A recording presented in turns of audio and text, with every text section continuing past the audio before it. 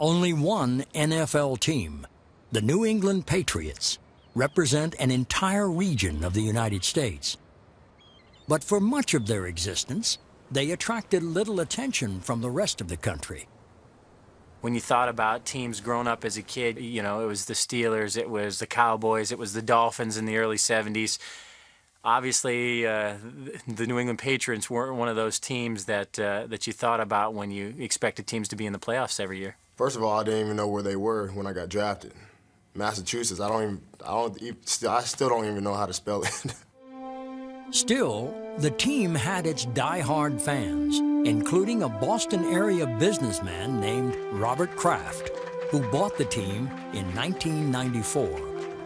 The Patriots' head coach was Bill Parcells, and in 1996, their talented secondary was coached by Bill Belichick. I said I should have stayed in college because this is a lot of work, and it was because that's what he demanded out of us. He had a very important role in what we achieved my rookie year as far as making it to the Super Bowl. We're going to make believers today. Got that right. Absolutely right. Bledsoe back to throw it. Here they come after him again. And he does throw it up the sidelines, and it is... Oh, no, intercepted. Intercepted now, baby, it's over. The Patriots were still looking for their first Super Bowl title. 4 years later, they were looking for a new head coach when a familiar name resurfaced. The first and only person that I thought would be right for the job was Bill Belichick. Every time that Mr. Kraft pulled me into his office, he was the only person I wanted to talk about. It's my honor and pleasure to introduce Bill Belichick. Another newcomer for the 2000 season was a sixth-round draft pick named Tom Brady. When you're the 199th pick, it was like, whew. You know, I was thinking about, as those other 198 names were called, what the heck I was going to do for the rest of my life. And then I was happy as could be because I had a direction. We had a starting quarterback there who I could learn a lot from. He was one of the best quarterbacks in the league at the time. He also had an owner who, in his heart, was still a fan, and who tried his best to know the names of every Patriots player. I remember the first time he met me, he called me Kyle Brady, you know, the tight end. All he knew was Brady, so he said, "Hey, Kyle," and I kind of let it go. I mean, I wasn't going to say anything to the owner. I was 22 years old, and I said, "Hey, Mr. Kraft," I said, "I'm Tom Brady." And he goes, "Oh, yeah, of course. You know, I know. You're a quarterback. I've seen you play. You're doing a good job." And I said, "Well, you know, I just want to tell you it's, you know, one of the best decisions you ever made picking me." And I don't think I meant it in a way that was cocky or anything. I just wanted to let him know that I thought I was capable of really helping the team, and that whatever role I was going to be in, I was going to do the best I could do. His rookie year, his job was to throw me interceptions on the look team. He was kind of a quiet guy, very tall, lanky, skinny guy. I can't stand it. Run it again. Huddle up and run it again, Brady. I remember sitting in the team meeting room. Everybody had left, and I was kind of around. There was a notebook there, and it was from my quarterback coach, and it had quarterbacks listed on the top. And of course, me being curious, I decided, well, I was going to look at this notebook and see what it said. Well, I opened it up, and it was an evaluation of me, and it says, slow on reads, slow to react, doesn't deliver the ball on time. Everything he needs to do quicker. That was kind of the knock on me my whole life. You know, never being quick enough, never being fast enough. And it's very warranted. I think at the time I didn't really read defenses well. In his rookie season, Brady threw only one complete pass, and the 2000 Patriots finished with a 5-11 record. Fresh motivation was needed for the 2001 season. Coach Belichick did some things where it seemed outlandish a little bit, but you know he had a point. We'll get some camp T-shirts, and every year they have a different slogan on them. I remember that season we had wanted winners, and it basically gave a definition of what a winner is. One thing that's always been important to Coach Belichick is that we're in shape, and he signified that by bringing a big old anchor. In the meeting, he says, "You see that anchor downstairs? Well, that signifies all the dead weight that we've been dragging around for the last year." Brady had shrugged off the weight of a rough rookie season. In the 2001 preseason, I definitely felt that I was gaining confidence. I remember Laura Molloy coming up to me during training camp, and I remember he was playing in the middle of the field safety, and I dropped back, I looked at Laura, I looked him off, I pumped him, and I fired the ball back to the backside, and he came with me after the drill. He said, "Man, you got a lot better." I think I gave him a pat on the butt, said, "Good job, don't do it again," something like that. By the start of the regular season, Brady had moved up to number 2 on the quarterback depth chart. Talk to me about your favorites. Talk to me about your favorites, because just talk to me about under. Love under, okay. I like sticks. Okay. I like double seam. I All like right. 10 seam. Okay. I don't like 68 swing. Okay. I don't like 58 quick out. Okay. You just want to throw so you can get on TV, huh? Yeah. Over the next 6 months, Tom Brady would get more face time than anyone could have imagined.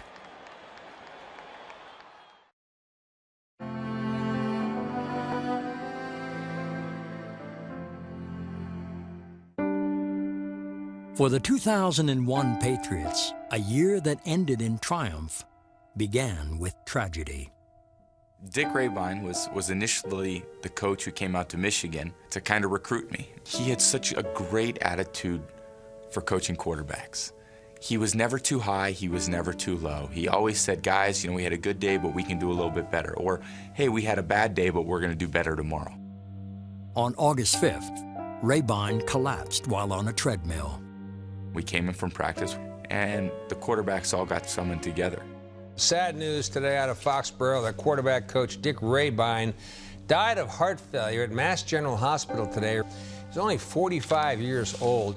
I think that was tough for all of us. That entire season was dedicated to him. The Patriots were unified, and it showed on opening day.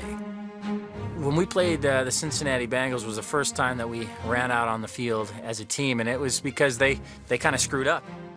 Before we even got into the tunnel, they started calling out our names. And we're just sitting in the tunnel like, okay, they're not going to wait on us. And at that point, we just decided to go out as a team. A simple act, born of circumstance, that would define their team for years to come.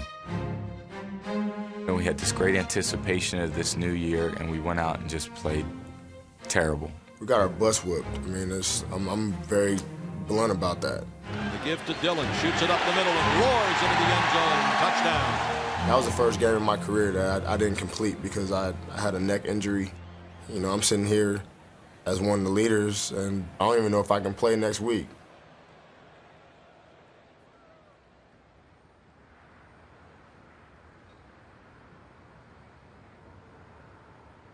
It was a Tuesday morning, and I remember driving in to the stadium. And, it's our day off, and I wanted to go in there and work out and try to get the game plan down. And I remember listening to the radio in the morning, and there it was. First time having to report early for the training room session because I was hurt. I get a call from my girlfriend at the time, which is my wife now.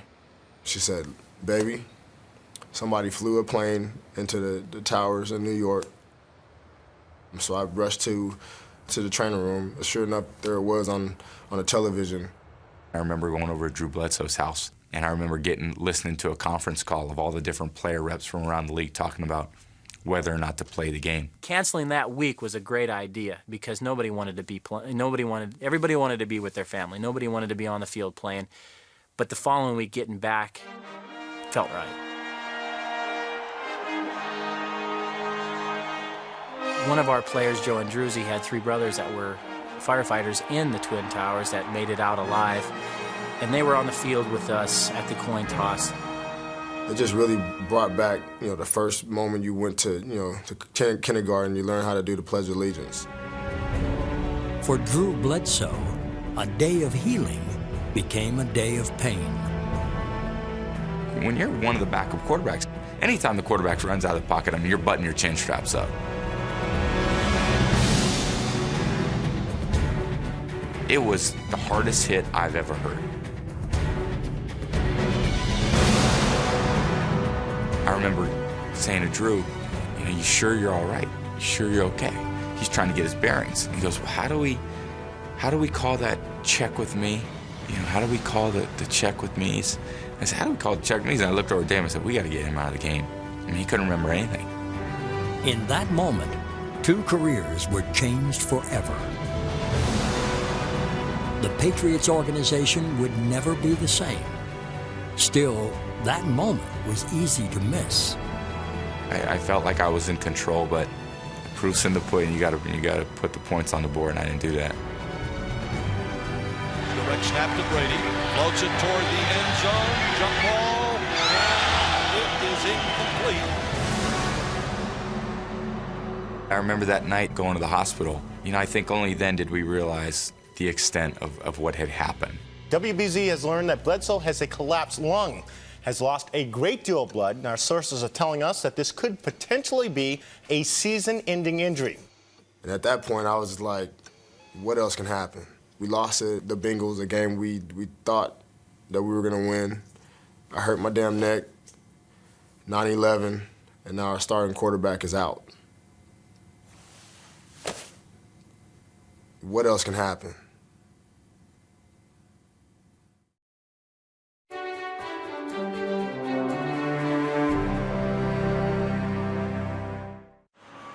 Patriots owner Robert Kraft was building a new stadium to replace Foxborough. Now his team needed a new quarterback to replace the injured Drew Bledsoe. The news on Bledsoe seems to be good tonight as internal bleeding has stopped, eliminating the need for surgery. Bledsoe's injuries will thrust second-year backup Tom Brady into the starting role for this Sunday's matchup against the high-powered Indianapolis Colts. Everybody kind of went up and that week in practice said, all right, if we're going to have a good season, you know, you're going to be our man the next 6-8 weeks, so let's go. Let's get it done. I've always told myself, if you ever get this opportunity, because you never know how many you're going to get, and when you do get your opportunity, you better be ready to take advantage, especially with how competitive this league is and how good, you know, every team you play is. Drew Bledsoe returned to the sideline in time for Tom Brady's first NFL start.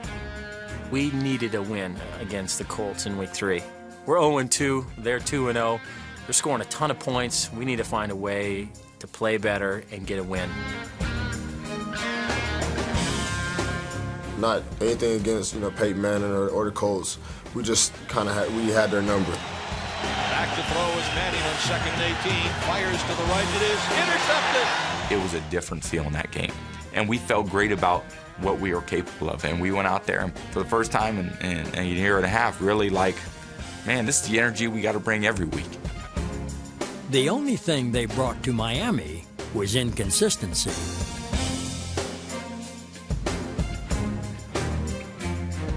It's hot, humid down there, and we didn't do shit. I mean, we couldn't move the ball, and the feeling that we had coming out of that game was we couldn't even compete. If we can't beat them, we can never win the AFC East. The day we got back, Coach Belichick brought us out onto the practice field over the corner where there was a hole, a big 4-foot deep hole. He says, you guys see this ball? Here's the ball from the game yesterday, and this is what I think of it. And he throws it in the hole, and he takes a shovel and starts throwing dirt on it. And after he throws it around, he said, that game's over. We're burying it, and we're moving on. I remember stomping on that on top of that and said, you know what? It's over. Brady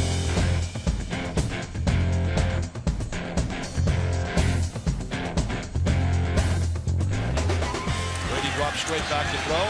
Looking, goes to the end zone. Oh, Tom Brady's first NFL touchdown pass. Brady rolls right, got a man open, touchdown! 36 seconds left, Brady drives him 60 yards. The San Diego game kind of played out the way the rest of the season would play out, with Tom at the end of the game leading us down, putting us in a position to where Adam Vinatieri could kick a game-winning field goal. Is up on the way. Patriots win. For Tom to be able to march down the field in this game, everybody else, I think, said, hey, Tom did a nice job, and he's for real. After burying the ball, after winning the way we did, you know, we were gaining that confidence. We were gaining that swagger. We were starting to believe in each other.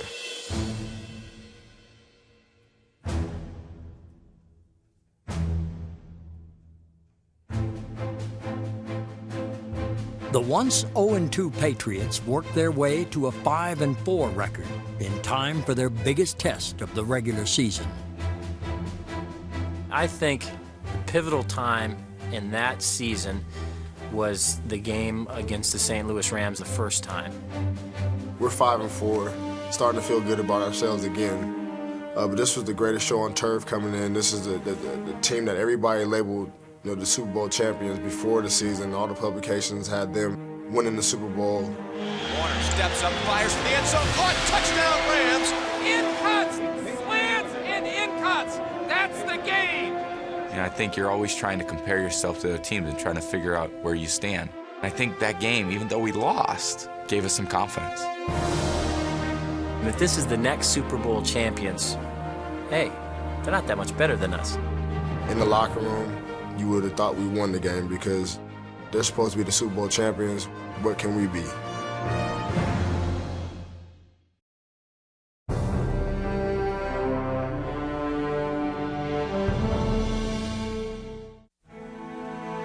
Tom Brady had won 5 of his first 8 starts, but in many ways, the 2001 Patriots were still Drew Bledsoe's team. We know that the inevitable day is going to be here where Drew's going to be healthy, Tom's playing well. What's going to happen here? No disrespect to Tom, but without Drew getting hurt, he would have never seen the field. At that point, Drew Bledsoe was our franchise. They just signed him to a new 10-year deal. He was the man at the time. A great debate raged across New England. Number 11 or number 12? When we poll the coaches, we're going to poll the fans, we're going to poll the fourth graders, we're going to, the barbers, we'll poll everybody. You would just assume that a guy like Drew Bledsoe, if he was ready to come back, that he would get his starting job back. That's me as a teammate looking in. The thing about playing quarterback is only one guy gets to play, and I want to play and Drew wants to play, and who wouldn't want to play? It's almost like to like one person, you have to dislike the other, and that's not the way it should be, and that's not the way it is. With a 5-5 record, a hard decision was finally made. Coach Belichick just said, hey, Tom is our quarterback for the rest of the season. That's final. That's what Mr. Kraft's paying me to do, and that's what I'm going to do. I'm going to make the decisions that I think are the best for the football team. T-E-A-M as in team. Drew was very upset about not being the starting quarterback. Are you hurt, frustrated, or how do you feel? Next question. In any way, did you see this coming, Drew? I'll just put it this way. I look forward to the chance to compete for my job. And I'll leave it at that. You never want to lose your job anyway. You definitely don't want to lose it because you got injured and you expect to get back on the field. But he comes back in and says... As I said yesterday, I'm going to do whatever I can, as I always have, to help this team win. And one thing that falls into that heading is to try and conduct myself in a manner that allows the players on our team to support both Tom and myself. All the work that we put up to that point got us ready for that last stretch drive. To win their division, they needed victories against their AFC East rivals. Hand off to Mark Edwards, turning to the left, gonna slam it in. That's it. That's it. That's awesome. We gotta keep going. Go. When you're hot, let's roll. Week 15, we're getting ready for the Miami Dolphins, and all of a sudden, the training camp winter T-shirt resurfaces in our lockers. And it was just a friendly reminder, I guess, of what you're going to have to do this week if you want to become the AFC East champs. Lawyer Malloy embraced former Patriot greats before the game and a future Patriot great during it. Direct snap comes to Kevin Falk. It's a throwback to the left of Tom Brady. He's got it at the 30. That's when I kind of realized that the coaches made the right decision when they decided to go with him. You know, not taking anything away from anybody else, but this was our guy in order to be successful this year. And Foxborough loves Tom Brady. Back to throw. Brady fires it left, open pass. 20, 15, 10, left side, 5, touchdown. Patrick pass. In a lot of ways, we thought that was going to be our last game. at Foxborough Stadium. So it was really a farewell tour for the team, and we walked around the entire stadium, shook hands with everybody. Merry Christmas. We'll see you. And I think the fans were so excited, we were so excited, and we're sending this stadium out the right way. Or so they thought. In their final regular season game, the Patriots could do much more than clinch their division. This team that went through all this adversity this year, if you won this game, not only would you win the AFC East, but there was a possibility that you would get that first round bye in the playoffs. Man, that's big. Winky back to throw, looks, goes to the near side, picked off Tylaw. 40, 35, 30, gonna go to the 20. Gonna go down to the 10, to the 5, and he is in. Touchdown. When the closing seconds ticked down, myself and Otis went over and grabbed the cooler that had the most ice in it, because, you know, that's what you want. You wanted him to just, you know, get that cold chill going down his spine. And so me and him, we hoisted it up, sure enough. We got all of them. We doused them. The celebration was followed by news that thrilled the Foxborough faithful. As we're flying back home, the pilot announces that the Jets just beat Oakland, so we have another game in Foxborough Stadium.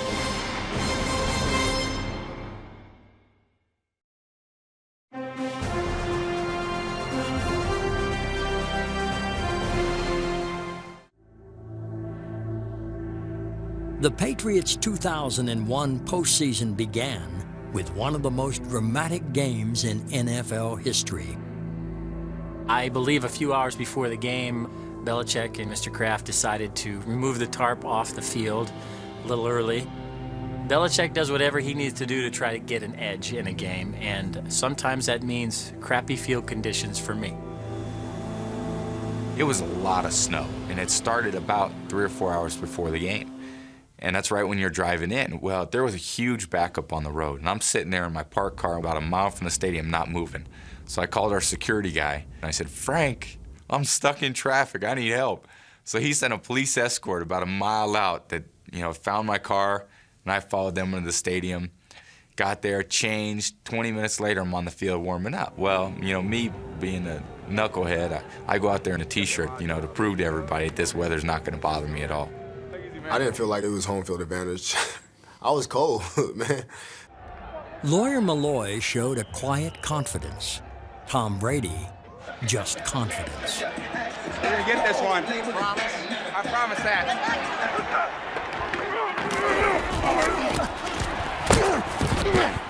We got off to a very slow start. I threw an interception early and went into halftime, and I remember looking at David Patton and looking at another receiver and saying, "If you guys play the best half of your life, I'm gonna play the best half of my life."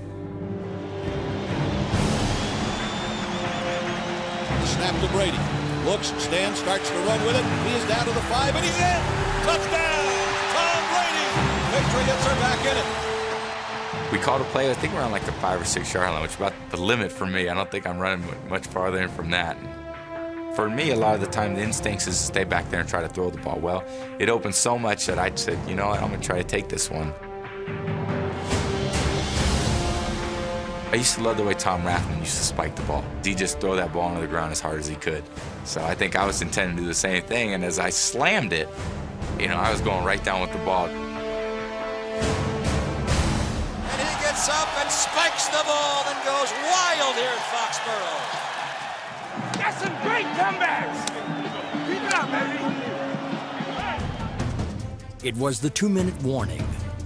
Raiders 13, Patriots 10.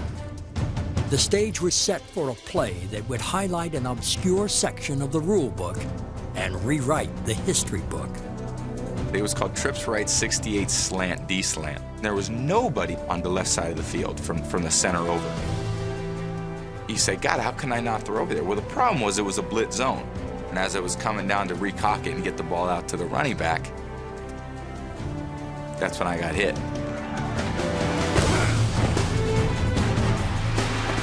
The Raiders have the ball. Charles Woodson came on a corner blitz, and he rocked his former Michigan teammate. And And I ran off the field, and I was so pissed. I mean, I couldn't believe that I'd fumbled the ball to lose the game. Damn, the game's over. That's what I was thinking, like, game is over. The play is going to be reviewed, though, Greg. Why? NFL Rule 3, Section 21, Article 2, the tuck rule. After reviewing the play, the quarterback's arm was going forward. It is an all right. Patriots retain the ball. You know, I'm a strong proponent of the rule now, but at the time, I definitely, I'm not going to pretend that I had any idea that ruling would come out the way it did. It was overwhelming at that point, just to have another chance, have another season, and that's pretty much what it was. It was much more. It was the first brick in the foundation of a dynasty.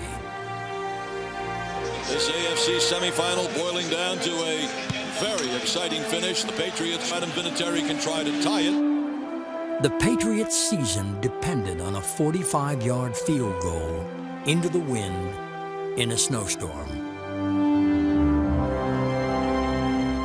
I know that's a real low percentage kick. How many times would I make it if you gave me 100 shots?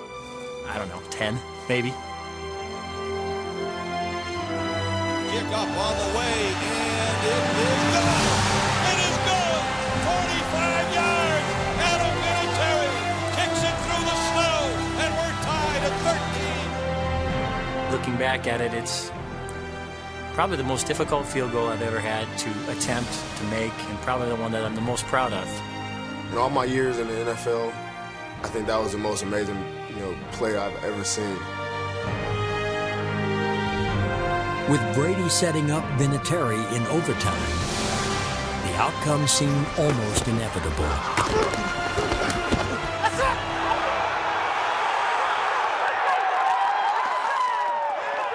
Well, we called a timeout prior to me going out on the field, and all the big linemen with the size 14 shoes were helping me try to clear a patch of snow so I could get the best footing as I could. Coach Gruden calls another timeout, which, hindsight looking back at it, I'd like to thank him for it. It gave us more opportunity to clear more snow on a bigger path and give me just a little bit better of a spot.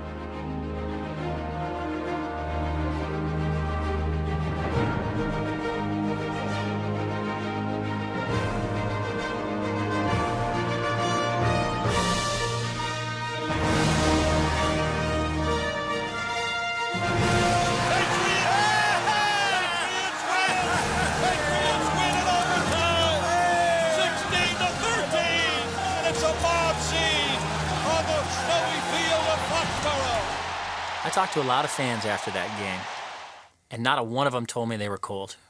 What a ending to what a game. I'll tell you what, one of the great games ever played here in New England.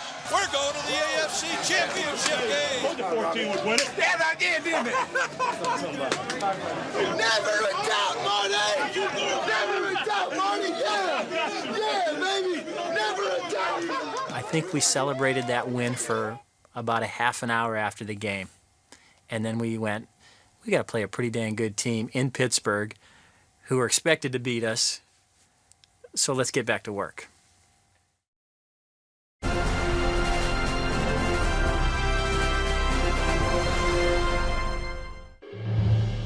When the 2001 Patriots arrived in Pittsburgh, some were calling them a team of destiny. I hate that word, destiny, because it makes it sound like we didn't earn it. We had a chip on our shoulder, and Lawyer Malloy had a bigger chip than most. First of all, I'm a very upset individual all the time, or at least I give that persona if you don't know me. We went by this storage room. You see a whole bunch of suitcases packed up. And we found out that, before the game, that the bags in there was the players' bags and their families' bags, because they were leaving right after the game to go down to New Orleans to play the Super Bowl. You don't do that to the Patriots. Yeah, we're coming, baby! I'm happy to report that despite all the prognostications of doom, the Patriots have shown up here today and will take the field against the Steelers. But their storybook season was about to take on a new twist. Brady's down. Brady is down in the backfield. Oh, boy.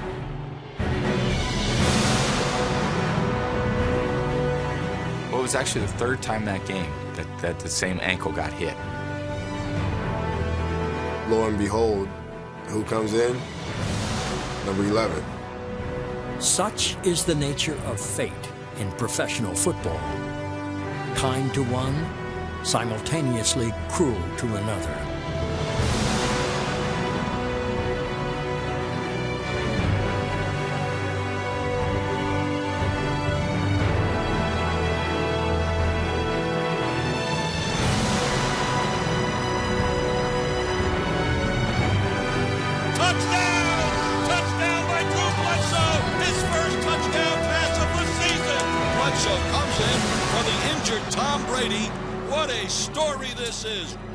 Finally, I went in to get it retaped and for them to evaluate it just before half because we had a little bit of time. At that point, I thought I was going to go back in and play, and he decided, you know what, I think we're just going to stick with Drew.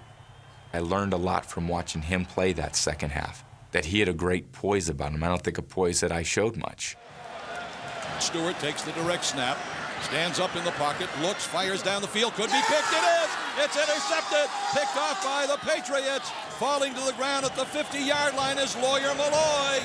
And the final seconds tick away. Patriots players coming onto the field. And we're heading to New Orleans as the American Football Conference champions. We won, everyone goes in the locker room, and I don't really feel a part of it. That motivated me so much to get ready to play the next week.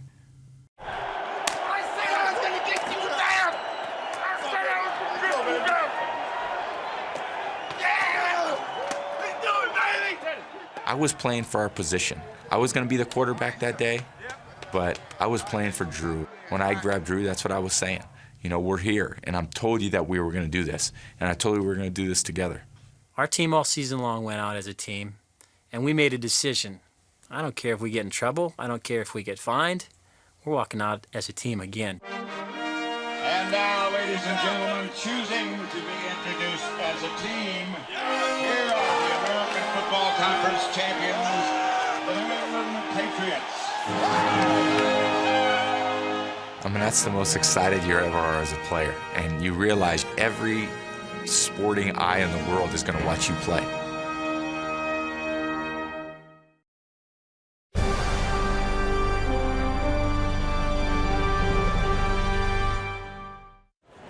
Super Bowl 36 was an event like no other.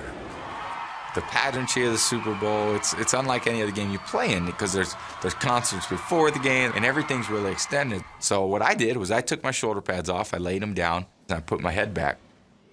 And I wasn't intended to sleep, but I think I dozed off for about 20 or 30 minutes. And I just felt good about where I was at. It wasn't like I was so relaxed, I didn't realize the importance of the game. I just felt I was very prepared. Woke up, went out, changed my shirt, threw my shoulder pads on, and 12 minutes later, we were running out on the field. From here in New Orleans, Super Bowl 36 is underway. Brady first and goal, St. Louis 8-yard line. Brady drops back to throw, looks, fires right. Touchdown, David Pep! Touchdown, David Pep! That play was initially called F-right 50 out Z slant. Well, the cornerback on the right, Dexter McCleon, he wasn't going to let an out get thrown on him. And he always kind of really squatted at the goal line. If you run a 10-yard out, he's going to be squatting right on the route. So Belichick came to Charlie, said, we don't want to run the out. You know, we want to run the out go. Well, sure enough, I mean, he freaking calls the play.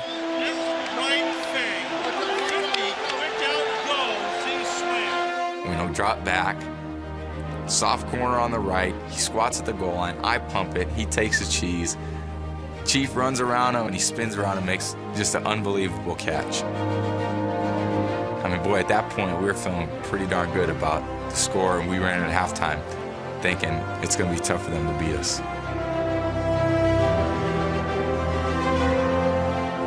Unless you're a die-hard fan of one team in particular, everybody loves to see the underdog win. Unless you're the St. Louis Rams. Ricky Cole wide open. Inside the 10. Breaks the 10. Yes! Touchdown, Ricky Cole! Tom Brady, overrated.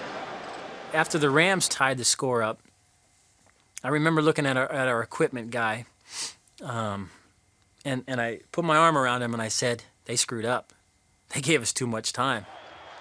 It's 17-17. Well, my first thing is I go up to Charlie and I say, what are we doing? And he says, we're going. So I said, all right, what's the first play? And Charlie says to me, as I'm sure Bill said in his here, he better take care of that ball. So Charlie yells at me. He says, hey, take care of that ball. And Drew was kind of standing next to me, and he kind of just shuffled in front of that, and he says, F that. Go out there and sling it.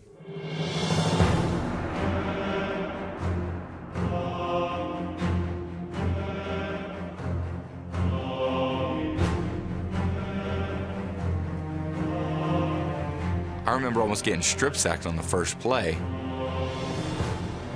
Starts to run with it, throws over the middle. It is caught there out to the 21-yard line. If I had taken a sack there, I'm sure we'd have just run the clock out. A pulse-pounding finish to this one here. My job is to get ready for, overtime. So on the sideline, I go to one player. I hear a little going to the next player. Let's go, man, let's go. Come on, we can do it. Come on, man, come on. And it's just starting to pick up. Brady stands in the pocket, dumps it off to the left, complete to J.R. Redmond, 30, 35, to the 40, and a first down. I turn around, and our offense is around the 50-yard line. I'm like, oh shit. Steps up, fires down the field, caught. Troy ran at the 40, stopping the clock at the Ram 36 with 21 seconds to go. It happens so quick. I mean, by the time you spike that ball, you got 40 seconds, and you're thinking, this is for the World Championship. Brady throws the ball to the ground with 7 seconds left, and Adam Vinatieri will try to win it with a 47-yard field goal attempt. I've got my arm around Johnny, our equipment guy, and I give him a little nudge, and I said, when we go out onto the field and kick this game winner, get your butt down there and get this ball for me. The night before that game, I must have tossed and turned all night. I must have kicked that 1,000 times in my sleep, over and over and over again. One more time, and the dream would come true.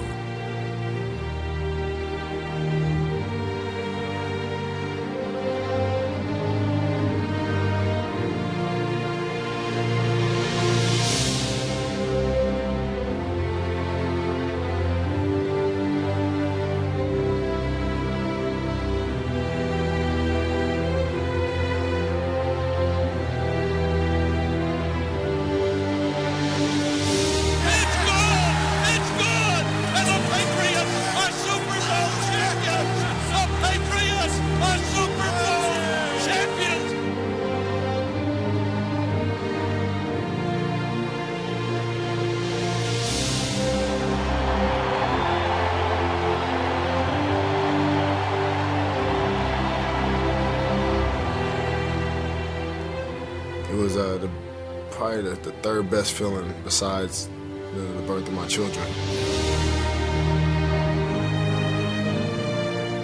I remember I had my sisters down the other end. We are so proud of him! I remember catching their eye because I was facing that way, and I was pointing at them, and I put my hands on my head like, can you believe this is happening? We're all jumping around and celebrating and stuff. Our equipment guy came back over to me and gave me a big hug and said, I got that ball for you, man. Nice.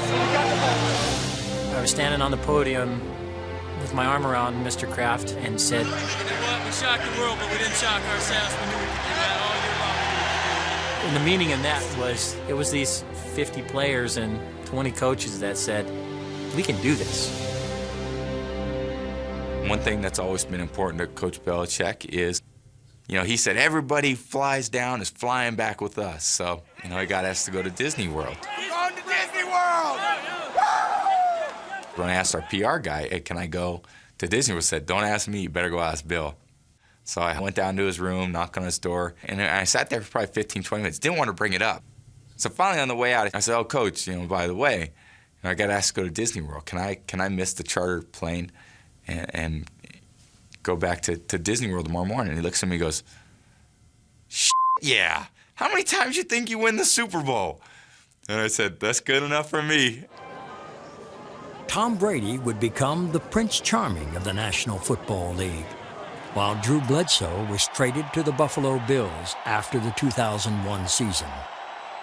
Go 12! Man, baby, you are the man.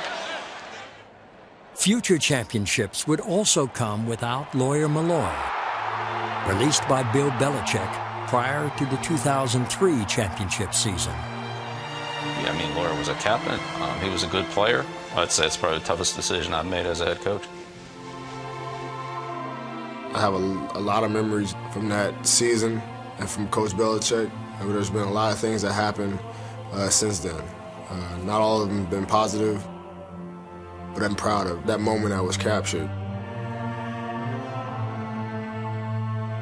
We are all Patriots, and tonight the Patriots are world champions.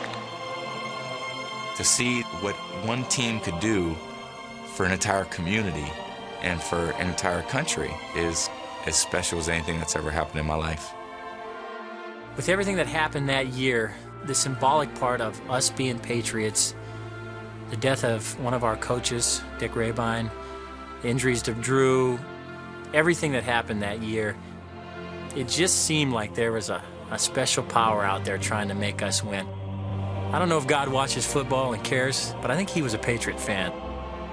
I really do.